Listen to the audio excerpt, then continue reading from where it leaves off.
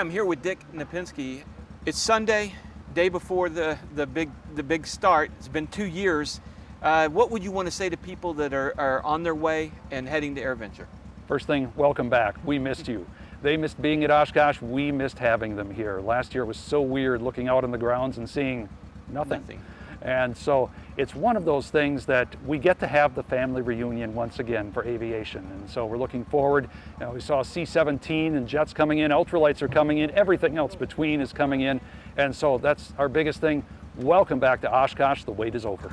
Dick, you've been with EAA for how long? 29 years now. This is number 29. Yep. 29 years. Okay. So take me back a little bit. For somebody, I'm more the certified Cessna. I don't know much about the experimental aircraft world. So whenever I originally got into aviation, heard about EAA, I just thought it was those people that are building planes in their garage. What is EAA and how did it get started and what is your focus?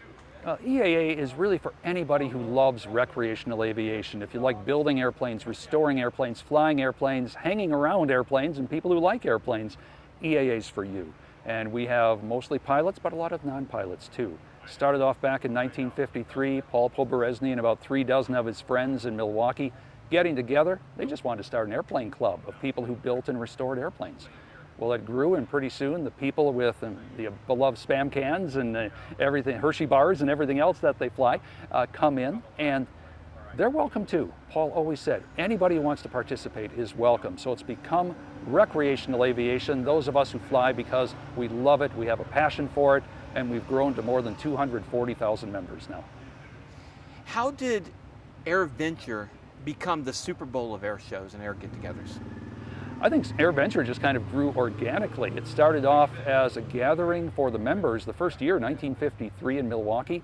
21 airplanes, 150 people, and all showed up just the area, maybe in the tri-state area and so forth. But since then it continued to grow through the 80s when we started to see things like the Concorde come in. You saw the Voyager come in here. You saw 747s from Australia come in. Suddenly they realized this really is America's air celebration every year. And I don't want to call it just an air show because it's much more than an air show. An air show is just a part of it. Right. It is a celebration, it's a reunion, it's where we get together and share ideas and stories and new technology and innovation and what's new and what's old and what's big and what's small and all of that. And that is what makes Oshkosh special. You go any airport, talk to a pilot, say Oshkosh, they know exactly what you're talking about. Well, which brings up an interesting point. So is it bad to say Osh? Hey, you going to Osh this year? Not at all. I get flack on that sometimes. Yeah. You should say AirVenture. Yeah, well, it's funny because, you know, everybody in the area here in Oshkosh calls it EAA. Everybody out in the great aviation community calls it Oshkosh. Officially, it's AirVenture. We just love you be here, so that's the big thing. All right, so that's the past. We've got the present. What's the future look like for you guys? We're seeing some of the future right now, urban air mobility coming in. We've got to remember we flying cars here at Osh. Exactly. We had Sir Richard Branson fly a little bit ago. We saw Jeff Bezos fly in his space mission. Both of those vehicles were here at Oshkosh 5 to 10 years ago. So what we're seeing today in air mobility and some of the new technology that's coming out, the innovations coming out, maybe this thing we see in the headlines 5, 10 years from now. Who knows? We're not quite the Jetsons yet, but we're getting there.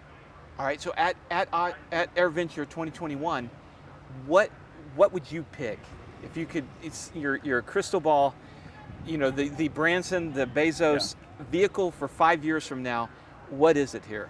Oh, there are a couple of them. We've got the Volocopter from Germany, first time it flew. They made some practice flights over this weekend to get themselves set up. And it's a wonderful flying machine, doesn't look like anything else. Opener company with their Black Fly, and they're going to be flying that here. You know, those are the kind of things that we say, yes, you can see the future taking place here at Oshkosh. And the thing I always love, though, just getting together with people, seeing friends now after 2 years that you haven't seen for a while, and just picking up the conversation where you left it off. And that's one of the great things. It's part of the magic of these grounds every year. Dick, I see all these VW bugs, these convertible things. What's up with that? Okay, well, these have been around for 40 years here on the site. It started off back in the 70s. We're looking for things because there weren't a lot of golf carts at the time, and you didn't want to take courtesy cars in, and Paul Poberezny didn't want to sit in an air-conditioned car with the windows up. And so somebody suggested, hey, how about VW bugs? They're cheap to get, they're easy to fix. In the late 70s, you could get them for almost nothing. So now we have a fleet of 35 of them, and operations people drive them around, and we maintain them throughout the year, and now for the first time in 2 years, we get to bring them out for AirVenture. All right, thanks, Dick. Appreciate you taking time out of a very busy time to tell us about AirVenture. My pleasure, Dan. Thank you for being here.